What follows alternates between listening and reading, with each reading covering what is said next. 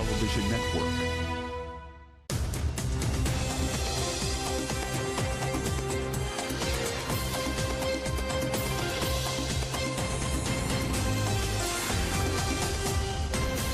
Live from London, this is The World Today. Hello, I'm Robin Dwyer. Welcome to the programme. Our top stories. Gaza endures one of its bloodiest days as Israel intensifies its aerial bombardment. More than 5,000 people have been killed in 17 days of strikes. Israel and Hamas confirm ground battles overnight amid expectations of a full-scale Israeli ground offensive.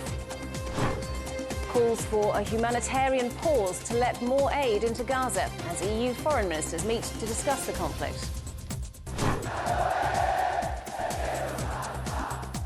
And an election surprise in Argentina. The finance minister tops the first round of a presidential vote despite an economic crisis and runaway inflation.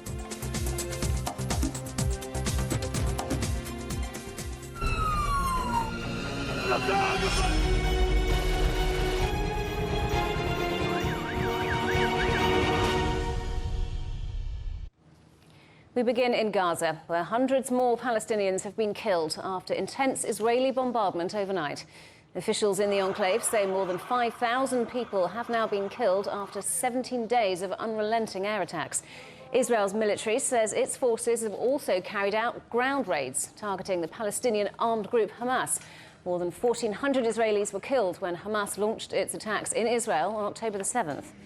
Let's talk to our correspondent, Noor Harazin, who's in southern Gaza.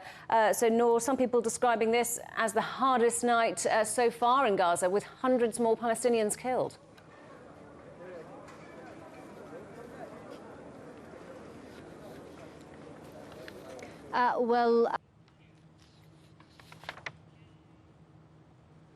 I think, unfortunately, places around the Gaza Strip in northern Gaza and central Gaza City in southern Gaza, in different areas and places around the Gaza Strip. The bombardment were going all along the night. According to the Palestinian Health Ministry, more than 400 people were killed just during the series of Israeli strikes on the Gaza Strip during the night and this early morning. This brings up the death toll here in Gaza up to 5,080. Also, there was a statement by Ashraf Al-Qudra, who is the spokesperson of the health ministry here in Gaza. He said that they also have around 1,500 reports of people who are missing. Basically, those people are under the rubble. Maybe some of them were killed at the beginning of this war 3 weeks ago, maybe 2 weeks ago, maybe recent Israeli attacks, but there is more than 1,500 reports about missing people who are still under the rubble. 70% of them are children. So we are talking about actually a catastrophe here in Gaza, not only regarding this very hard Israeli war on Gaza, but also the humanitarian crisis. Well, tell us more about that, because many hospitals have shut down, haven't they, because of a lack of fuel?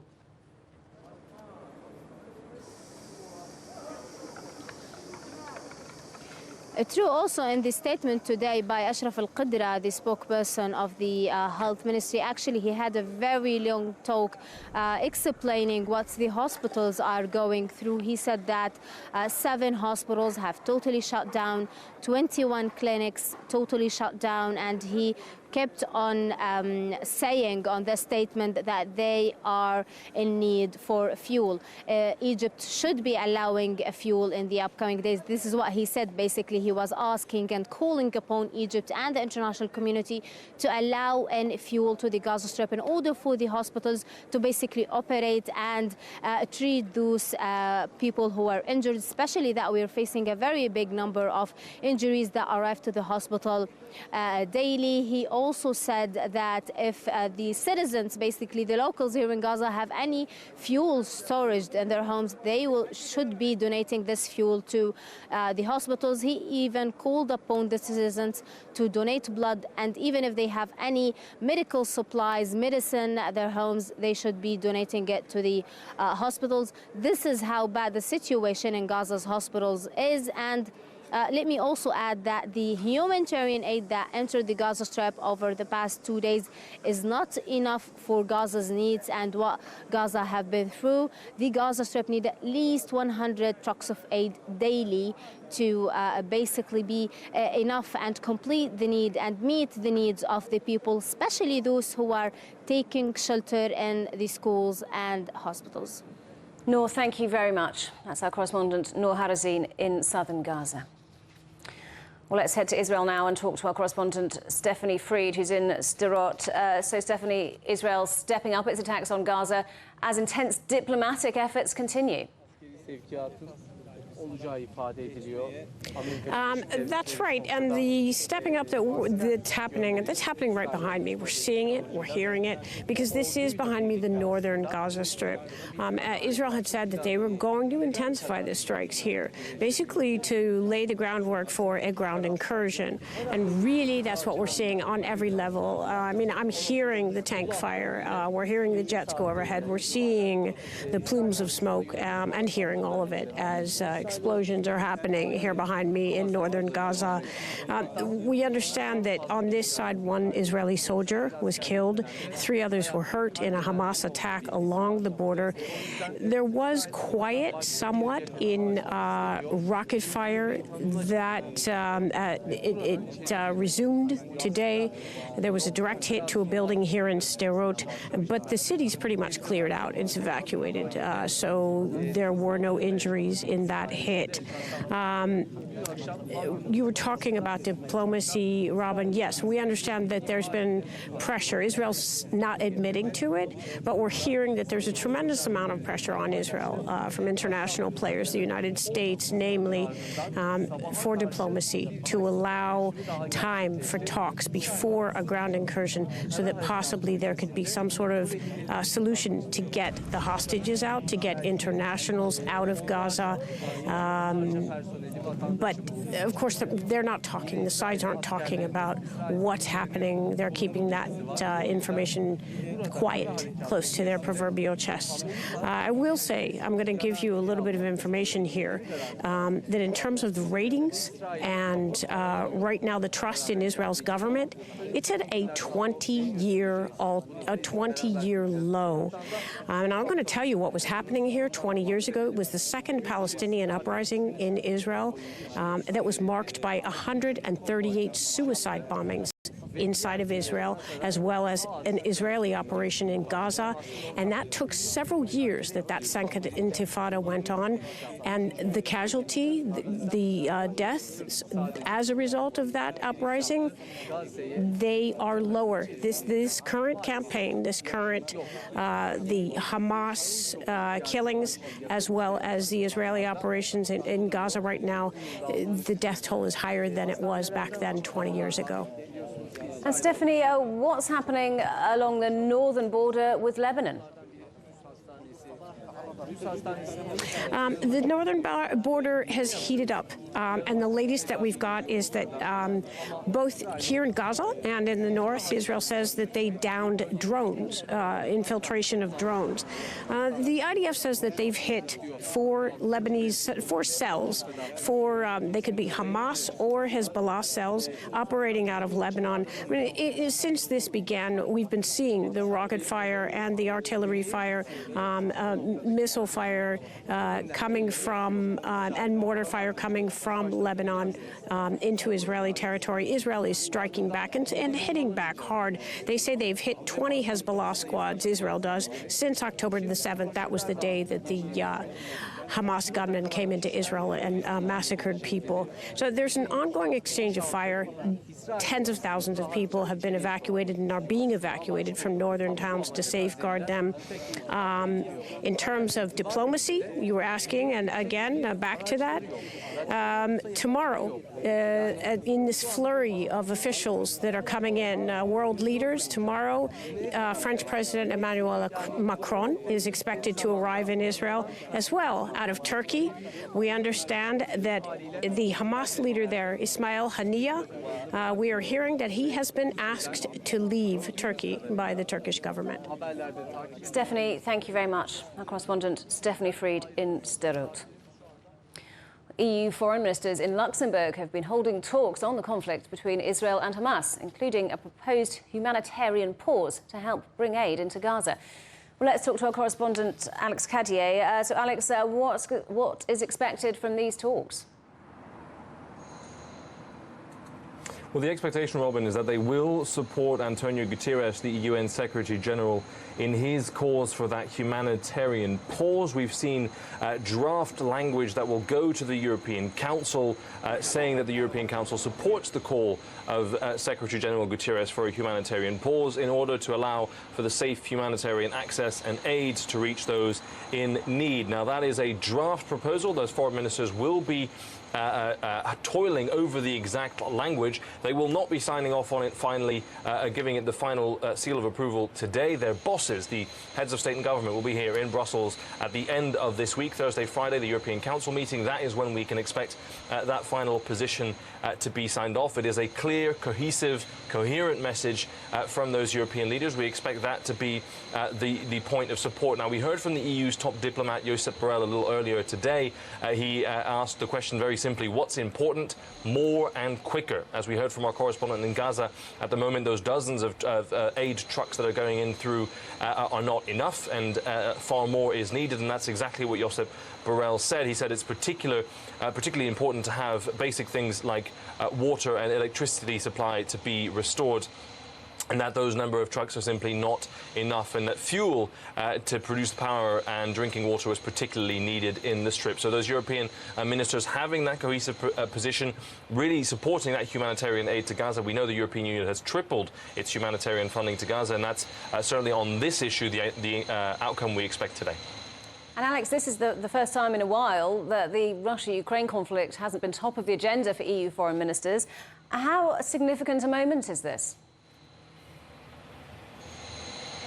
Yeah, well, it's the first time since Russian tanks rolled over the border into Ukraine and started that attempted invasion. So that's quite an important symbol to show that certainly the Israel-Hamas war has has been in the forefront so far. And as you would imagine, it's been very much the top agenda item. Now that EU officials and EU diplomats are very clear that they are stressing that we shouldn't read too much into this. The EU still has the capacity to support Ukraine while having its attention drawn to the Middle East as well. It should not be read as a sign of EU fatigue.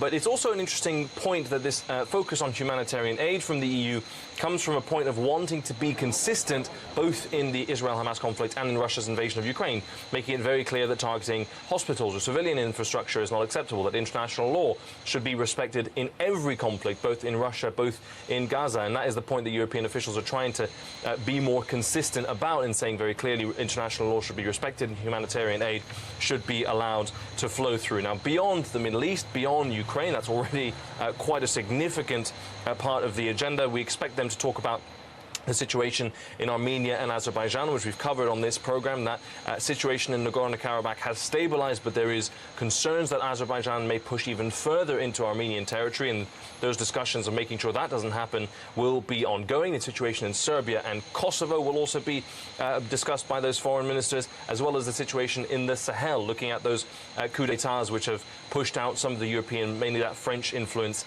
in the region. So that is certainly a very busy agenda for those foreign ministers. They will be chewing over all of that, and then we'll hear more from their bosses, as I said, at the European Council at the end of the week. Alex, thank you very much. Our correspondent Alex Cadier in Brussels. Leaders from Latin America say there's an unprecedented migration crisis taking place in their region. They've been meeting in southern Mexico to try and find solutions, as our correspondent Frank Contreras reports. Panama's government says more than 400,000 migrants have traveled on foot through the Darien Gap between Colombia and Panama so far this year. Many thousands of undocumented migrants travel through Central America daily. In Costa Rica, officials report the presence of large migrant encampments. At the Immigration Summit in Mexico, Latin American leaders seek to strengthen regional communication to better manage the massive flow of migrants passing through their countries. We urge countries of origin, transit, and destination to create complementary and comprehensive immigration policies that respect the human right to migrate. They should safeguard the lives and dignity of migrants and their families and include permanent regulations. As many as 10,000 migrants come through Mexico each day, according to the Mexican government. Parts of Mexico's northern border with the U.S. state of Texas are blocked by razor wire, the kind used in war zones. The largest numbers of undocumented immigrants heading north to the United States are from Venezuela, according to U.S. Customs and Border Protection. In the last decade, more than 7 million people have fled Venezuela because of the ongoing economic crisis there. Haitian Prime Minister Ariel Henry says political turmoil, natural disasters, and extreme poverty are among the main causes resulting in mass migration from Haiti. Political and criminal-related violence across Latin America are among the factors spurring so many people to flee their homelands. Meanwhile, in an election year, U.S. President Joe Biden has proposed a $14 billion budget for what he calls border security. The funds are part of a larger military aid budget for Israel and Ukraine. Frank Contreras, CGTN, Mexico City. You're watching CGTN. Still ahead. Two candidates with very different solutions to an economic crisis. The latest on a surprise first-round result in Argentina's presidential election.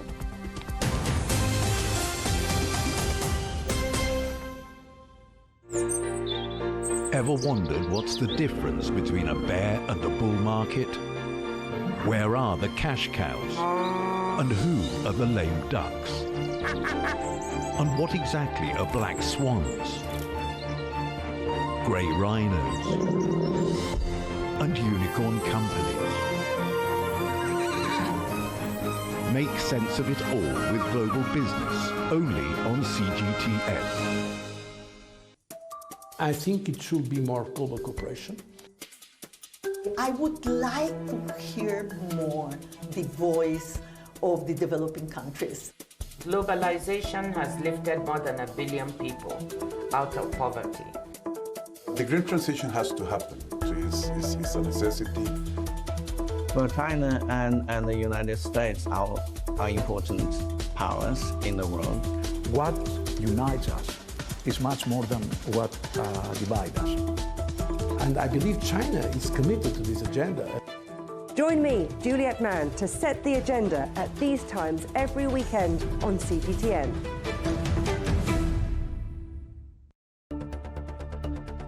Events have consequences. Words create impact. One more offensive in a long line of battles that's been ongoing for more.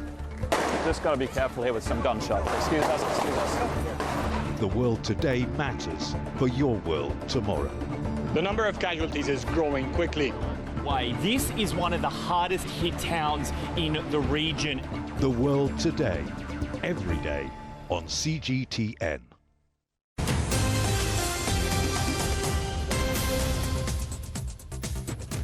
Welcome back. A reminder of our headlines.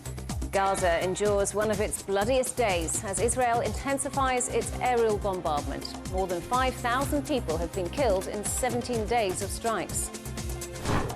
Israel and Hamas confirm ground battles overnight amid expectations of a full-scale Israeli ground offensive. And calls for a humanitarian pause to let more aid into Gaza as EU foreign ministers meet to discuss the conflict.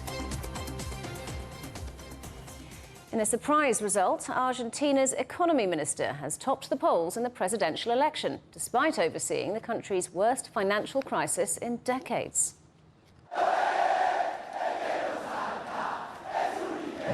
Sergio Massa, who's a left-wing candidate, didn't get enough votes for an outright win.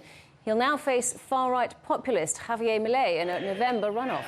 Milei was high in the opinion polls, having campaigned on radical economic reform, including scrapping the central bank and replacing the Argentine peso with the US dollar. Argentina is experiencing hyperinflation, with the annual rate close to 140%. I want to thank the more than 8 million Argentinians who placed their trust in us, especially given that our country is living in a complex, difficult situation filled with challenges. We must start building a new phase for Argentina's political history. The choice is now clear. We either change or we fall. Those who locked us in a brutal quarantine or those of us asking for freedom. Those who want to use the state for their own benefit versus those of us who want politics to serve Argentinians. Japan's Prime Minister Fumio Kishida has promised tax cuts and subsidies to help households deal with inflation and the rising cost of living. On Monday, he said his government was determined to pull the economy permanently out of stagnation. Japan's inflation rate is still above the central bank's target of 2%. Opposition leaders have criticised the move as an attempt to raise public support after the ruling party's loss in 2 by-elections. The tax cuts will be part of an economic stimulus package delivered by the end of the month. A Pakistani court has indicted former Prime Minister Imran Khan for leaking state secrets. He faces a potential jail sentence of 14 years. The charge is related to a classified cable sent to Islamabad by Pakistan's ambassador in Washington early last year, which Khan is accused of making public. Khan denies this and says its contents appeared in the media from other sources. China and the Philippines have traded accusations a day after a Chinese Coast Guard ship blocked Philippine vessels in the disputed South China Sea. Manila has called China's actions a violation of international law, but Beijing says it was a lawful measure to defend China's territorial sovereignty. The Chinese embassy in Manila has lodged a protest with the Philippine Foreign Ministry, calling for the removal of a stranded warship. It's just over a month since Slovakia, Poland and Hungary set up restrictions on Ukrainian grain imports. The move followed the EU's decision not to extend a ban covering East European nations. The influx of cheaper Ukrainian grain has seen prices fall to historic lows in some countries. Farmers in Slovakia say they're on the verge of collapse, as our correspondent Alyosha Milenkovic reports. The crops are harvested throughout the country, and the grain is in the barns. The tractors now prepare the soil for the next season, but things are not quite what they seem from this picture.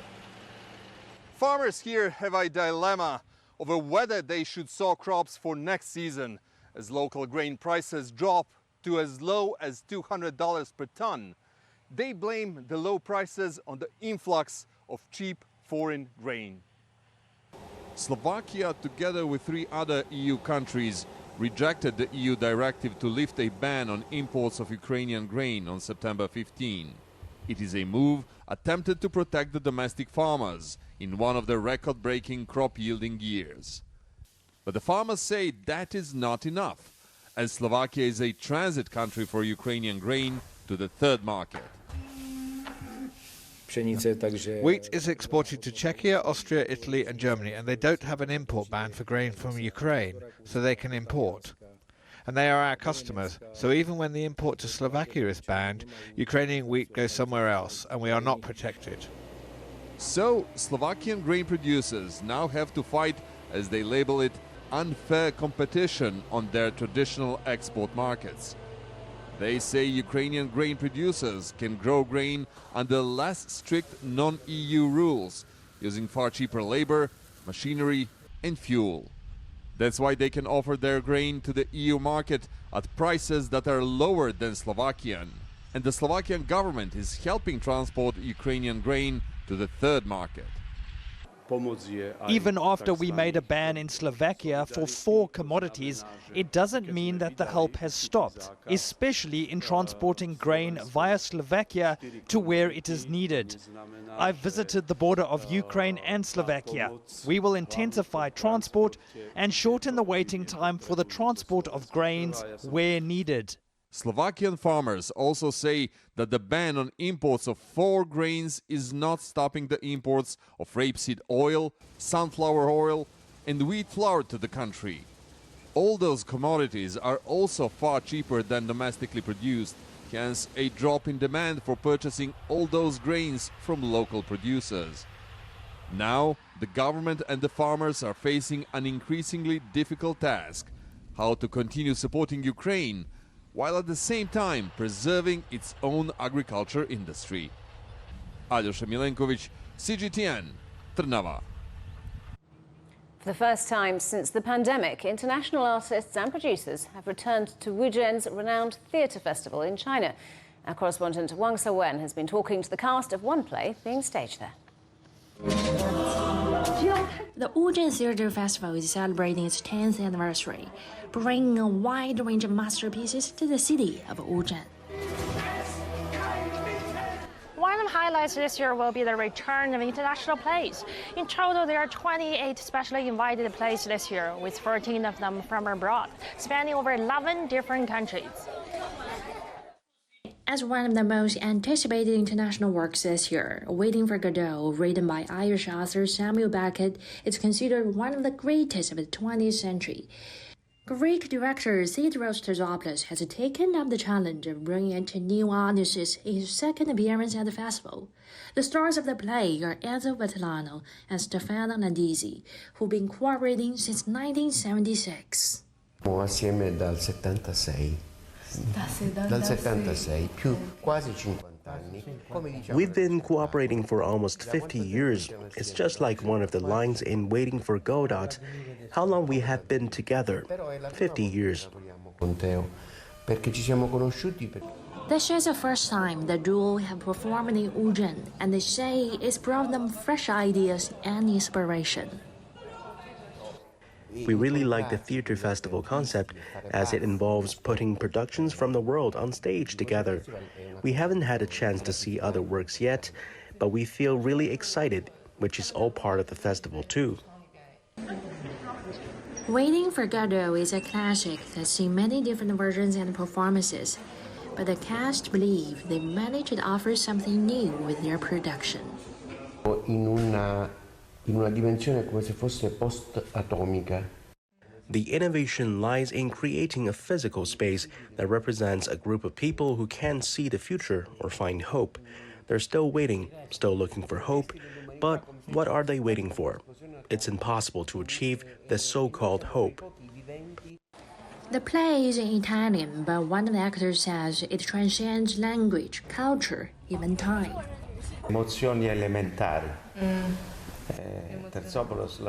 It carries strong and sincere emotions, including the feeling of human suffering, conveyed through emotional voices and bodily movements. This transcends language and can be understood by all people on a universal level. L'espressione della sofferenza, magari attraverso il ridere, si può capire. The festival serves as a platform for global communication, and if sales are anything to go by, audiences are clearly eager to see more international masterpieces back on stage. Wang Suwen, CGTN, Wuzhen, Zhejiang Province. The headlines again. Gaza endures one of its bloodiest days as Israel intensifies its aerial bombardment. More than 5,000 people have been killed in 17 days of strikes. Israel and Hamas confirmed ground battles overnight amid expectations of a full-scale Israeli ground offensive. And two candidates with very different solutions to Argentina's economic crisis. Javier Milei and Sergio Massa will face a runoff in the presidential election. And that is The World Today. Thanks for watching. We're back with more news at the top of the hour. Coming up next, it's World Insight. For now, from all of the team in London, it's goodbye.